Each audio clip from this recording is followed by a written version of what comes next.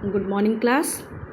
बेटा आज हम लोग अपना नेक्स्ट चैप्टर रूस का स्टार्ट करने जा रहे हैं, जिसका नाम है वुमेन्स एजुकेशन, यानी कि महिलाओं की शिक्षा। Written by doctor S Radhakrishnan. S Radhakrishnan यानी कि सर्वपल्ली राधाकृष्णन के बारे में, जो कि इंडिया के आपके भारत के द्वितीय राष्ट्रपति थे। उनके द्वारा यह पूरा आर्टिकल ये पूरा आपका पाठ लिखा गया है। राधाकृष्णन के बारे में आप सब जानते हैं कि वो एक महान विद्वान, राजनेता, दार्शनिक और एक प्रभावी लेखक भी रह चुके हैं।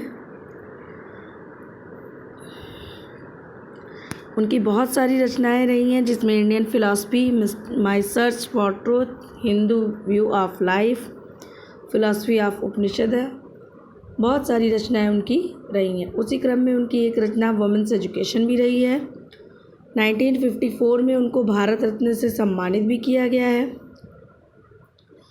और 1962 से 67 तक वो USSR में भारत के राजदूत भी रहे हैं। अब हम आते हैं अपने चैप्टर पे। वुमेन्स एजुकेशन ट्रू नॉलेज नाम की जो पुस्तक लिखी गई है डॉक्टर राधाकृष्णन के द्वारा, उसी से ये पार्ट लिया गया है। इसके माध्यम से लेखक ये बताना चाह रहा है कि भारत में महिलाओं की शिक्षा किस तरह की है और वर्तमान जो दशा है महिलाओं की शिक्षा की, उससे वह बहुत ही ज़्यादा दुखी हैं, अप्रसन्न है। You are living in an age when there are great say joy of your work. लेखक कहते हैं कि आप एक ऐसे युग में रह रहे हैं जहाँ स्त्रियों के लिए सामाजिक कार्य, सार्वजनिक जीवन तथा प्रशासन के लिए पर्याप्त अवसर है। समाज में अनुशासित मस्तिष्क तथा नियंत्रित व्यवहार वाली स्त्रियों की आवश्यकता है। जिस प्रकार का भी कार्य आप करते हैं उसे ईमानदारी और अनुशासित होकर करें, तभी आप सफलता और आनंद को प्राप्त करेंगे। Actually, in our country, education so far of the present generation. लेखक बताते हैं कि जहाँ तक देश में हम लड़कियों की शिक्षा का संबंध है, तो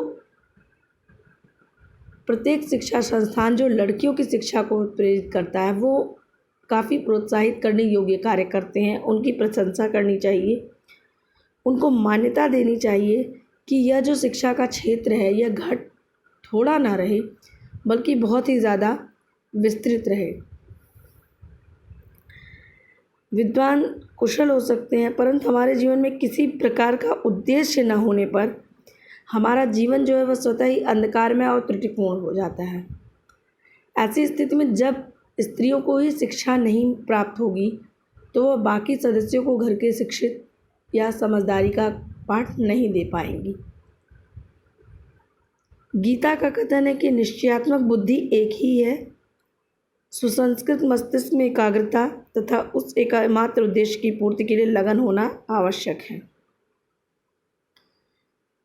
इसी प्रकार लेखक ये कहना चाह रहे हैं कि अगर आपको जीवन का एक निश्चित उद्देश्य प्रदान करना है या आपको मिल रहा है, तो आपको उसके लिए शिक्षित होना बहुत ही ज़्यादा आवश्यक है। कहा जाता है कि विद्या विवेक की देवी है, विमर्श रूपिणी है। विद्या बताती है कि क्या उचित है और क्या अनुचित है, क्या सही है, क्या गलत है। इन सारी चीज़ों में एजुकेशन आपकी बहुत ज़्यादा हेल्प करता है। सदियों पहले जो उद्देश्य उचित था, वह आज तेज़ी से परिवर्तित होती परिस्थितियों को ध्यान में रखते हुए उचित नहीं हो सकता। पहले के टाइम में ऐसा माना जाता था कि स्त्रियाँ अगर नहीं भी पढ़ रही हैं तो कोई लेना देना नहीं था पढ़ाई से, क्योंकि लोगों के दिमाग में ये चीज़ें थी कि सिर्फ आप पढ़ाई क्या करेंगे करके आपको आगे चल के घर ही गृहस्थी संभालनी है, तो आप घर के काम सीखो। लेकिन तब की उस परिस्थिति में और आज की परिस्थिति में बहुत ज़्यादा परिवर्तन है। अब लोगों की सोच बदली है, स्त्रियां हर क्षेत्र में आगे जा रही हैं, महिलाएं हर क्षेत्र में बढ़ चढ़ के बराबरी के साथ कार्य कर रही हैं।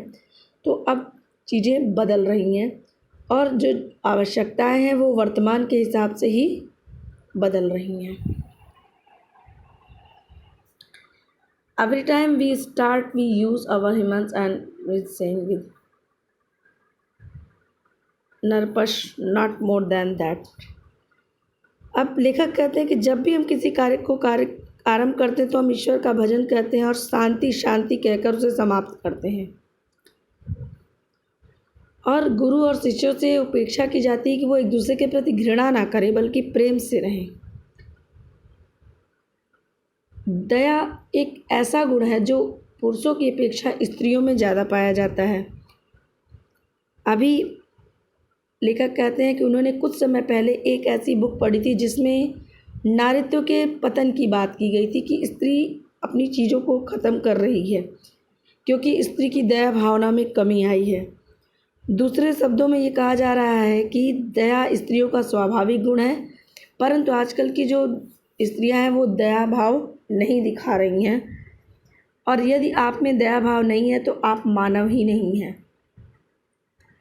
प्रत्येक मानव के लिए विचारशीलता, दयालुता गुण जो होते हैं ये अत्यंत आवश्यक है। अगर ये आपके अंदर नहीं है तो आप किसी भी नर पशु के अलावा कुछ नहीं है, यानी कि आप बिल्कुल एक पशु के समान हैं अगर आपके अंदर विचार, आपके अंदर दया की भावना नहीं है।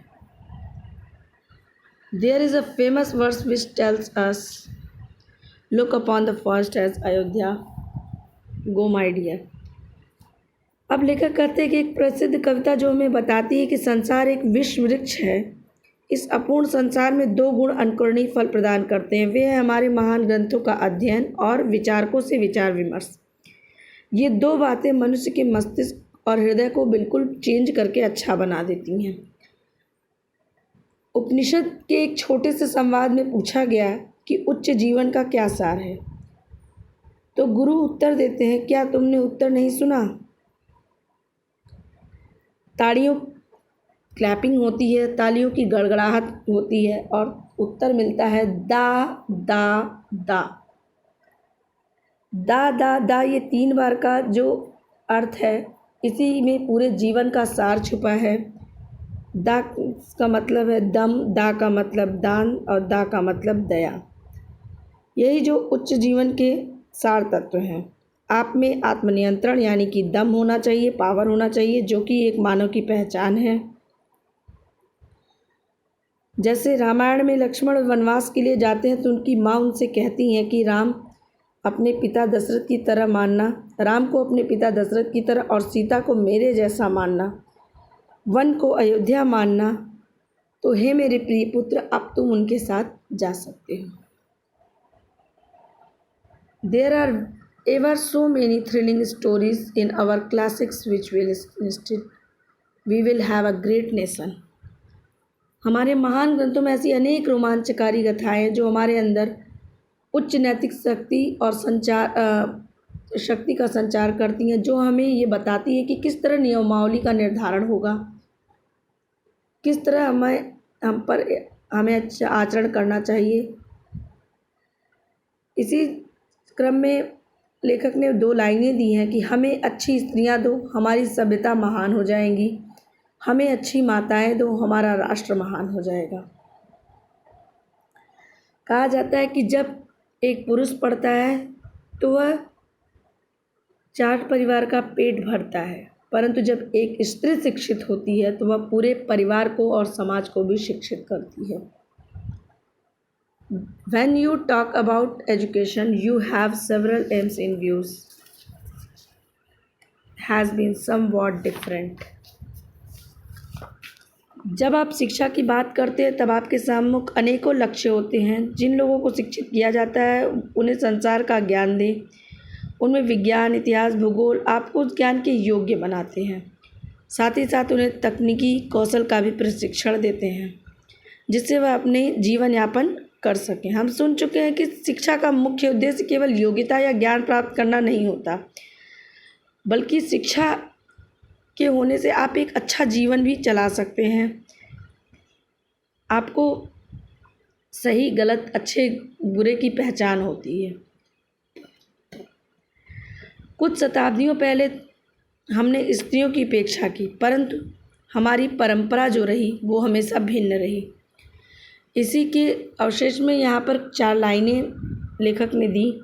पुरा कल्पेषु नारीणां मंदिरा वंदना निश्चित अध्यापनांग वेदानां गायत्री वाचनाम तथा, अर्थात प्राचीन काल में नारियों का मंदिरों में पूजा करना, वेदों का पठन पाठन करना तथा गायत्री मंत्र का उच्चारण करना स्वीकृत था। यानी कि आप समझ सकते हैं कि प्राचीन काल में स्त्रियों को कितना उच्च सम्मान और कितनी अच्छी जगह प्राप्त थी कि वह मंदिरों में पूजा, वेदों का पठन पाठन आदि और संस्कृत का गायत्री मंत्र का बहुत अच्छी तरह से उच्चारण करती थी।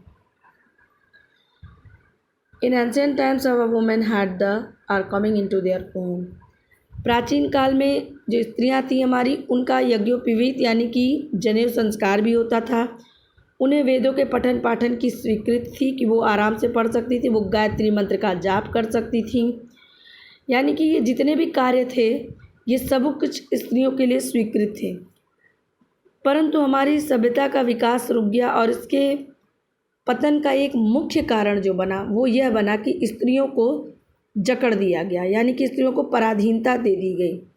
स्वतंत्रता के बाद महात्मा गांधी के अथक प्रयासों के परिणाम स्वरूप हमारे देश में एक क्रांति हुई और स्त्रियां पुनः अपने अधिकार को प्राप्त कर रही हैं। तो बच्चों, ये आपकी रही पूरी स्टोरी, यानी कि आपका पूरा चैप्टर डॉक्टर एस राधाकृष्णन के द्वारा लिखित वुमेन्स एजुकेशन, जो ये बता रहा है कि नारी किस तरह से प्राचीन काल में शिक्षा के क्षेत्र में बहुत ही आगे थी, उसी तरह से धीरे धीरे अब वो फिर हर क्षेत्र में बढ़ रही हैं और आगे आ रही हैं।